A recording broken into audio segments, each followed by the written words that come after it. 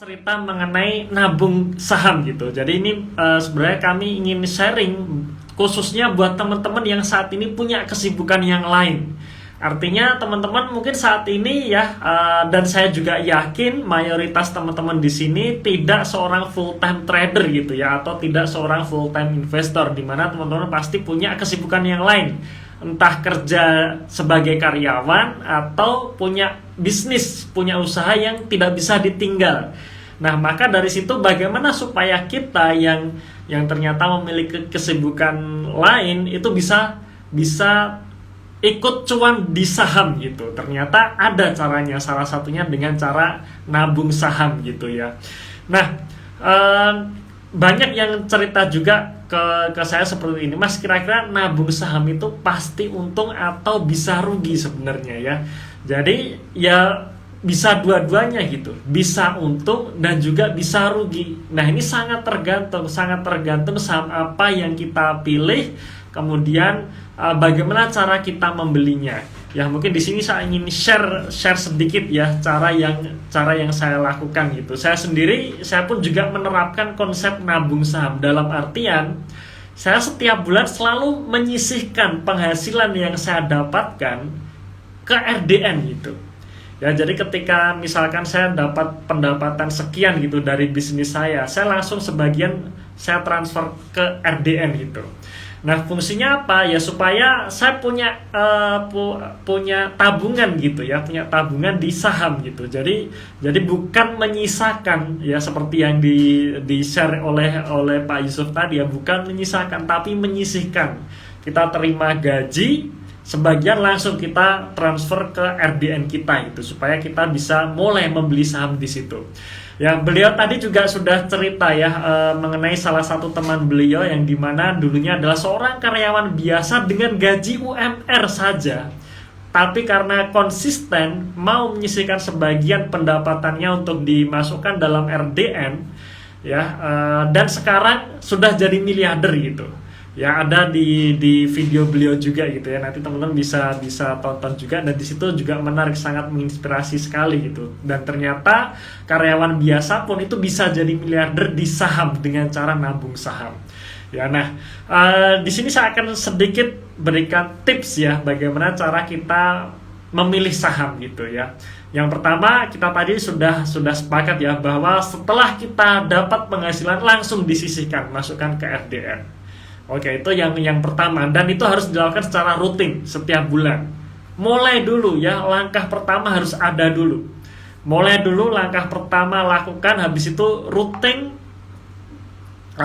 setiap setiap bulan dilakukan seperti itu ya. Maka nanti akan terkumpul sejumlah dana di RDN yang siap dibelikan saham. Oke ya. Nah, kemudian kemudian ketika kita sudah memiliki sejumlah dana untuk beli saham, nah selanjutnya saham apa yang dibeli gitu kan. Nah, pastinya juga tidak sembarangan saham gitu, karena kalau kita sering dengar ya, atau sering lihat di YouTube maupun di artikel-artikel lain, sering kita dengarkan atau kita langsung lihat bukti ya bahwa mereka bercerita nih, saya misalkan teman saya dia beli saham HMSP katakanlah ya, sekitar tahun 2010-2011 lalu gitu, dan habis itu lupakan. Tahu-tahu sekarang setelah dibuka ternyata hasil investasinya naik tinggi gitu ya, naik tinggi. Nah, itu memang sering kita jumpai seperti itu. Cuman problemnya ya kebetulan kalau pas pilihnya saham bagus gitu, pas pilihnya saham Unilever sejak tahun 2012, kemudian dibuka tahun 2018 misalkan, ya untung gitu. Tapi bagaimana kalau ternyata sahamnya salah? Artinya ketika ternyata seseorang ya, atau kita beli saham katakanlah saham Bumi Resources katakanlah tahun 2011 lalu, habis itu kita tinggal nggak kita buka lagi, nggak kita cek lagi, ternyata sekarang bukannya untung tapi malah justru buntung gitu, kira-kira seperti itu ya. Artinya memang nggak sembarangan saham yang bisa kita jadikan untuk ditabung. Nah, maka yang perlu kita lakukan, kita tetap perlu melakukan analisa.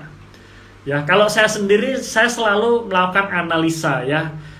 Kebetulan saya backgroundnya untuk persahaman ini saya berada di fundamentalis gitu ya, artinya saya lebih banyak menggunakan analisa fundamental daripada teknikal.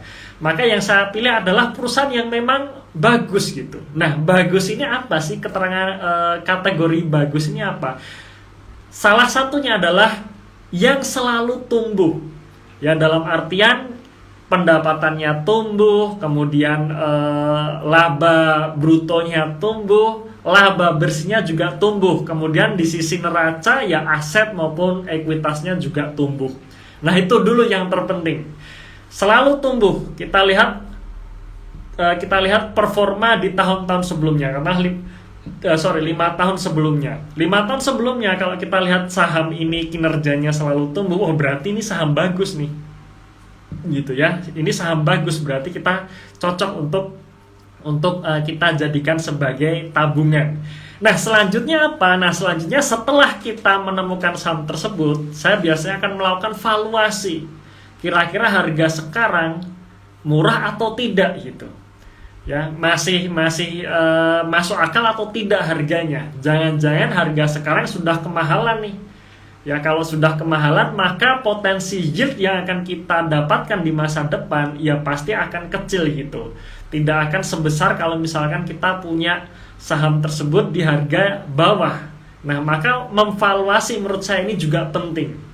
Ya, jadi pertama kita memilih perusahaan yang bagus ya, yang kinerjanya tumbuh, yang neracanya sehat, yang ketika kita tinggal nih kita nggak membuat kita deg-degan apakah besok perusahaan bisa bayar hutang nggak ya, atau apakah besok tiba-tiba perusahaan disuspend gara-gara nggak bisa bayar hutang. Nah, kita harus pilih itu dulu yang pertama. Kemudian yang kedua, kita valuasi apakah saham sekarang harganya masih masuk akal atau tidak.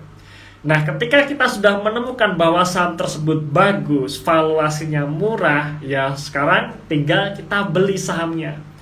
Nah, kita beli sahamnya, dan sebenarnya analisa kita cuma sekali itu aja gitu ya. Ketika kita sudah menemukan saham bagus, valuasi murah, kita beli. Habis itu ya sudah kita tunggu ya, kita nabung rutin setiap bulan selama saham tersebut valuasinya masih murah katakanlah, selama harga saham tersebut belum naik, maka kita tetap bisa lanjutkan membeli saham tersebut. Nah, itu yang saya lakukan. Jadi tetap kita melakukan analisa, tidak ditinggal begitu saja gitu ya. Kita lakukan analisa dan selalu kita review ya, selalu kita review. Kapan reviewnya?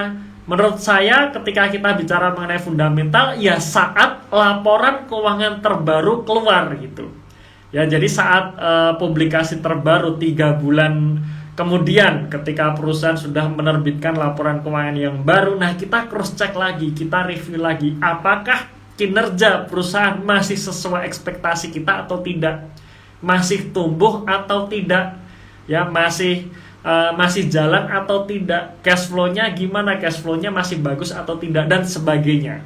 Nah, kalau misalkan ternyata setelah kita review masih bagus, ya sudah kita lanjut beli saham tersebut ya, kalau harga sahamnya memang belum naik gitu. Ya, ini tips dari saya ya. Jadi memang tetap kita perlu melakukan analisa, tapi tidak yang sifatnya harian ya. Kita tidak melototin chart setiap hari, kita tidak istilahnya tidak selalu harus update berita setiap hari, karena yang namanya berita ekonomi setiap harinya itu pasti ada saja berita baru.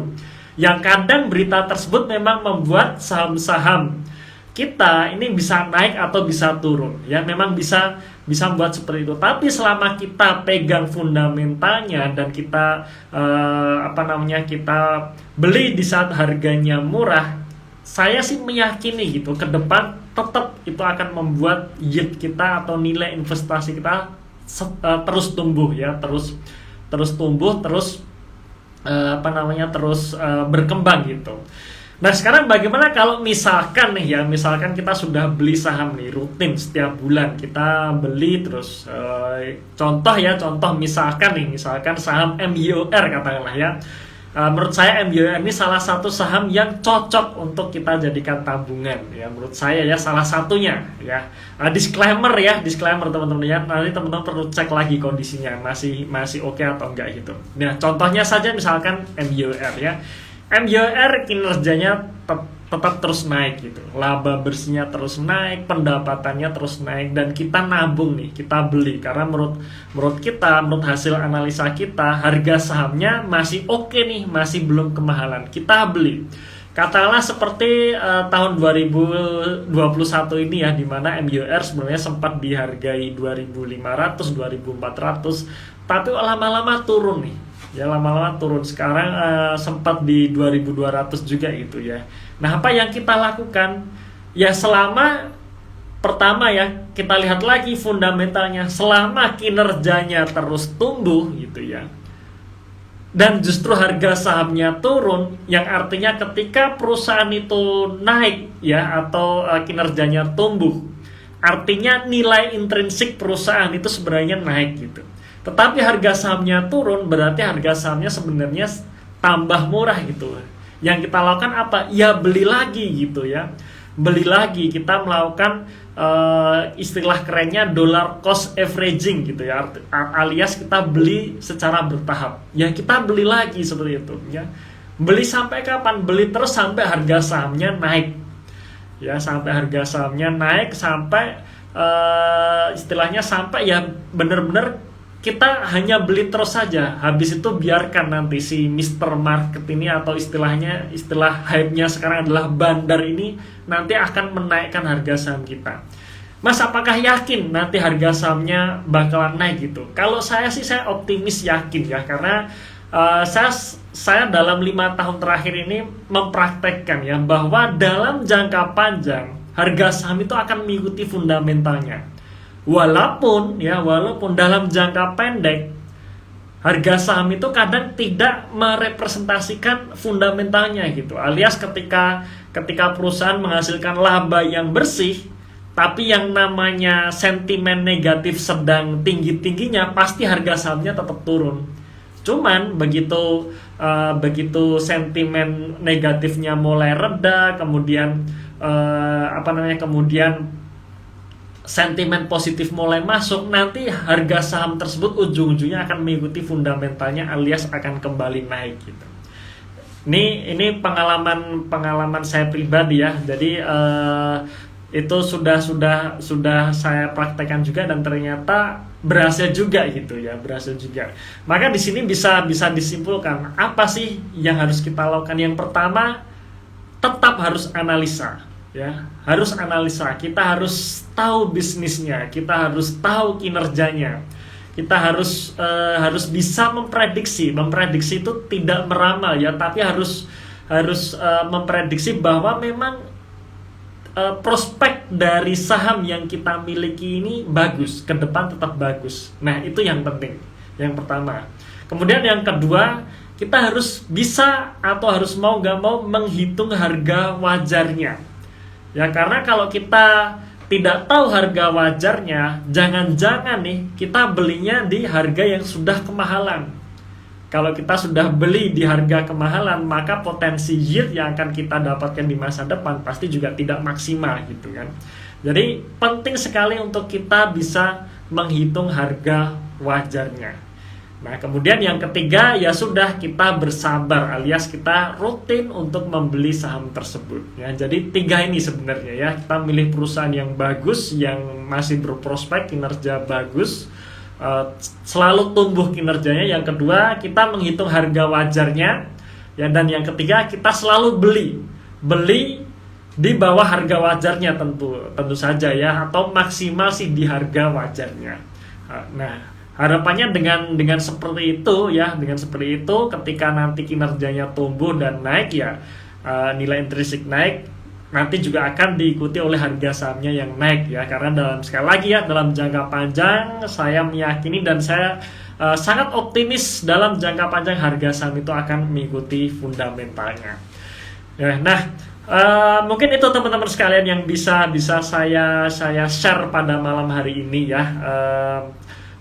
Oke, sorry teman-teman, sedikit kelupaan. Jadi memang Kebetulan kami dari The Investor ini rencana kami akan mengadakan webinar ya, webinar di mana kita akan uh, membahas mengenai dua hal ini. Bagaimana kita mencari perusahaan yang bagus dan yang punya prospek masa depan yang oke, dan yang kedua adalah bagaimana caranya kita menghitung harga wajar saham. Nah, rencana webinar tersebut akan kita adakan kira-kira mungkin masih 2 minggu lagi ya, masih 2 minggu lagi sekitar tanggal 24 dan 25 September 2021 insya Allah ya. Nah, pastikan untuk mengetahui informasinya teman-teman kunjungi website kami ya, www.theinvestor.id ya, hanya web itu saja gitu ya, dan jangan sampai kena penipuan, karena penipuan yang mengatasnamakan di investor tuh banyak sekali ya, terutama di grup-grup Telegram tuh ternyata banyak sekali ya. Jadi sekali lagi website kami hanyalah https atau www.theinvestor.id ya. Nah, di situ jadwal webinarnya ada di situ. Oke, teman-teman sekalian, mungkin itu sekilas saja tips dari saya ya untuk mengobati teman-teman yang sudah join tadi di live kami dan akhirnya terputus. Nah, mungkin ya teman-teman sekalian, untuk yang terakhir, kalau teman-teman ada pertanyaan silahkan tanya ya, silahkan tanya, mungkin akan kami jawab hari ini. Ya, silahkan, mungkin teman-teman yang ingin bertanya tuliskan di komentar di sini. Monggo. Oke, coba saya cek ya, kira-kira ada yang tanya nggak nih di atas tadi. Oke, ini ya dari WWN_ZR ya. Mas, gimana cara hitung profit jika kita punya 5 lot dari harga beli sampai jual untuk 20%? Maksudnya gimana ya? Masih belum jelas dengan pertanyaannya. Hitung profit jika kita punya 5 lot, katalah misalkan kita punya 5 lot saham A di harga 1000 gitu ya, dari harga beli 1000 sampai jual untuk 20%. Ya berarti kalau harga 1000 menjadi 1200 kan sudah profit 20% gitu kan. Atau mungkin pertanyaan lebih ke kapan menjualnya gitu kali ya, kapan menjualnya. Nah, ini juga yang sering ditanyakan oleh teman-teman. Mas, oke Mas, saya sudah nabung saham nih, terus kapan jualnya? Kalau saya pribadi teman-teman sekalian ya, saya akan jual ketika harga sahamnya sudah mahal ya, alias sudah di atas harga wajarnya. Atau kalau misalkan kita beli sudah sangat murah atau jauh di bawah harga wajar, ya kita juga bisa jual di harga wajarnya. Itu yang saya lakukan. Jadi saya tidak masih belum nge-hold selamanya gitu, masih belum ya teman-teman sekalian. Masih belum. Tapi tetap time horizonnya panjang. Panjang di sini artinya saat kita beli saham, kita harus punya ancang-ancang nih. Saham ini paling tidak saya hold minimal 1 tahun atau di atas 1 tahun. Nah, itu dulu. Perkara nanti di perjalanan tiba-tiba harga saham kita naik 100% dan menjadi valuasi mahal, di situ jual. Nah, itu bisa juga. Gitu ya. Bisa juga kita jual sebelum 1 tahun. Tetapi intinya saat kita akan membeli saham, pastikan kita bisa nge-hold saham tersebut minimal 1 tahun atau di atas 1 tahun ya. Nah, pertanyaan selanjutnya nih, Mas Eros, kalau gitu kita harus ngelihatin tiap hari dong gitu ya. Nggak perlu teman-teman sekalian ya, nggak perlu. Ketika kita beli saham yang sudah murah, biasanya ketika harga sahamnya sudah menuju ke fundamental aslinya, itu biasanya dia akan tertahan agak lama di atas juga gitu. Saya biasanya ya, waktu saya masih kerja sebagai karyawan, saya dulu hanya ngelihat chart itu bener-bener sebulan sekali. Akhir bulan saya baru buka aplikasi saham lagi. Saya untuk keperluan cek ya, kira-kira saham ini sudah menghasilkan profit berapa atau masih loss berapa gitu. Karena kan setiap awal bulan saya masukkan lagi nih dana ke RDN gitu ya. Jadi saya biasanya akhir bulan saya akan cek kira-kira saham mana yang nanti saya bisa lanjutkan beli gitu. Jadi tidak setiap hari kita buka gitu. Ya tidak setiap hari, jadi ya sebulan sekali aja akhir bulan gitu. Ya, dan kalau misalkan di akhir bulan kita tahu nih, oh saham ini ternyata harganya sudah di atas harga wajarnya, ya sudah, kita di hari esoknya siap-siap jual gitu. Nah, itu yang biasanya saya lakukan gitu ya. Nah, maka sekali lagi nih, penting sekali untuk kita bisa menghitung harga wajarnya. Gimana cara menghitung harga wajarnya? Ya pastikan teman-teman ikuti webinar kami ya di investor.id. Oke, mungkin itu pertanyaannya. Selanjutnya, oke, selanjutnya tampaknya masih belum ada ya. Oke, ini dari Dragon King Beta ya.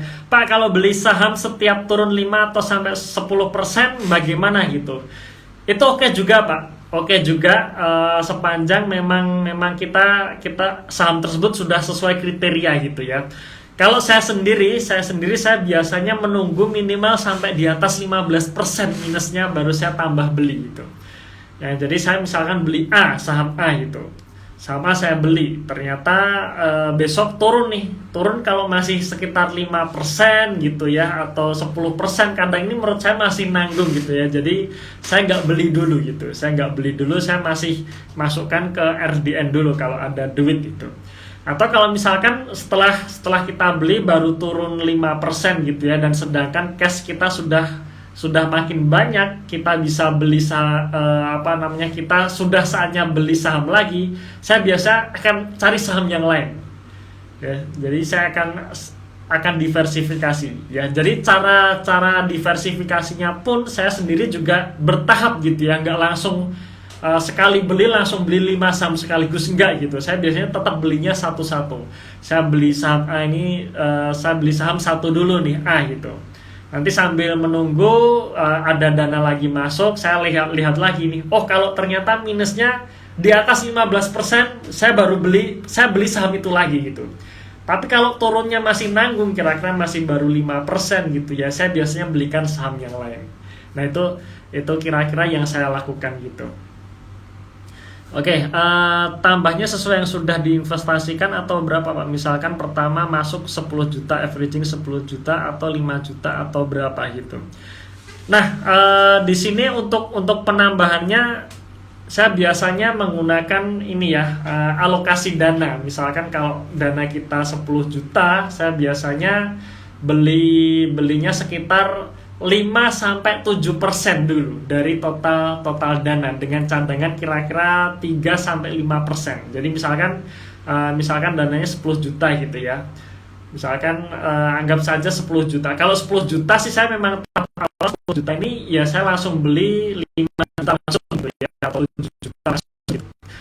Kalau misalkan kita sudah sampai 100 juta gitu ya, jadi kalau 100 juta kita bisa beli lebih banyak saham. Tapi kalau misalkan kita baru awal nih 10 juta ya nggak usah banyak-banyak, kita beli satu saham dulu ya, langsung belikan 5 juta atau 7 juta itu oke gitu, dengan komitmen bulan depan akan memasukkan dana lagi gitu ya. Nah, kemudian dari 7 juta tersebut ternyata saham yang kita beli turun nih di bawah 15%. Nah, saya akan gunakan sisa kasnya untuk membeli lagi saham tersebut.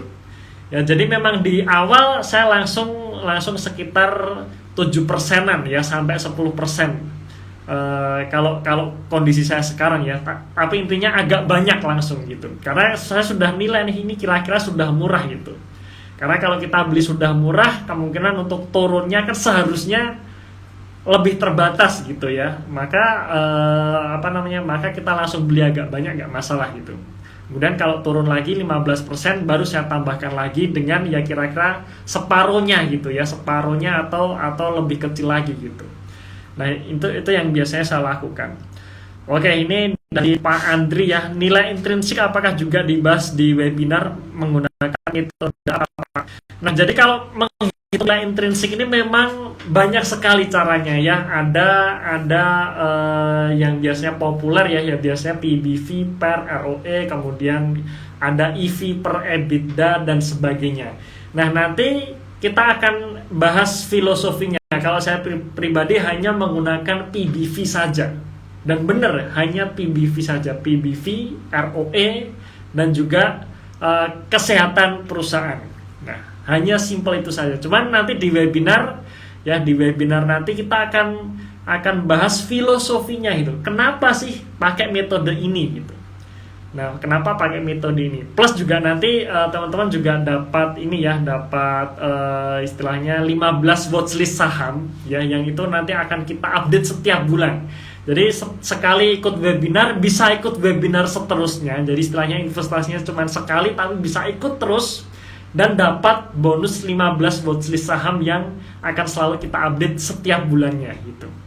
Oke, terus yang terakhir, mungkin yang terakhir teman-teman ya. Oke, Mas Eros, maksimum porto berapa persen untuk satu emiten, lalu bagaimana menganalisa saham yang potensi growth-nya tinggi? Oke, memang untuk maksimum berapa saham gitu maksudnya ya, maksimum porto berapa persen untuk satu emiten. Oh ya, porsinya ya, satu emiten berapa persen porsinya. Kalau saya sendiri, saya membatasi maksimal 25%, maksimal itu ya. Kalau bisa lebih kecil oke gitu ya. Saya biasanya ya baginya rata aja gitu kan. Jadi kalau misalkan kita punya 10 saham ya masing-masing 10% gitu ya. Cuman kan dalam prakteknya, dalam perjalanannya kan nanti tidak bisa seperti itu ya. Kita sesuaikan saja gitu. Cuman maksimal kalau buat saya tidak lebih dari 25%. Kenapa? Supaya kinerja portofolio kita tidak tergantung pada saham tersebut gitu. Karena ini yang menurut saya sangat bahaya gitu.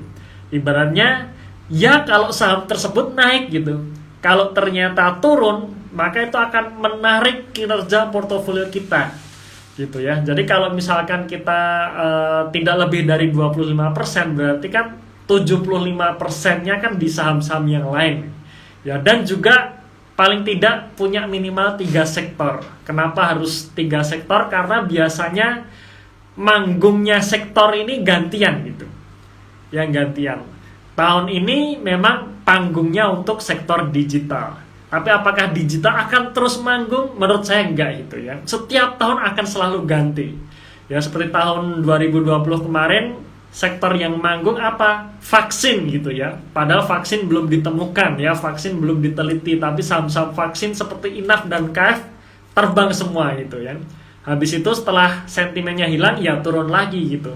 Termasuk digital sekarang, saya meyakini saham-saham yang valuasinya sudah kemahalan, begitu sentimen digitalnya sudah mulai reda, sudah mulai hilang, ya sahamnya akan turun lagi gitu.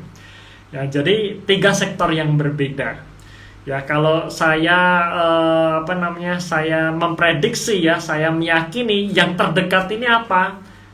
Tambang ya, tambang, coal ini juga menarik ya. Coal ini sudah perlahan-lahan sudah mulai naik sahamnya. Coal, kemudian properti juga, kemudian yang terakhir nanti consumer good gitu ya. Jadi nanti akan, menurut saya tetap akan ada saatnya Unilever nanti akan manggung gitu ya. Karena memang turunnya menurut saya ini sudah kebablasan. Memang kinerjanya turun membuat harga sahamnya turun, plus sentimen negatif membuat harga sahamnya turunnya makin dalam gitu. Cuman menurut saya sudah terlalu dalam, jadi nanti tetap akan ada saatnya Unilever nanti manggung juga nanti ujung-ujungnya gitu ya. Ya, cuman kapannya itu yang kita tidak tahu kapan. Nah, oke, mungkin itu teman-teman sekalian.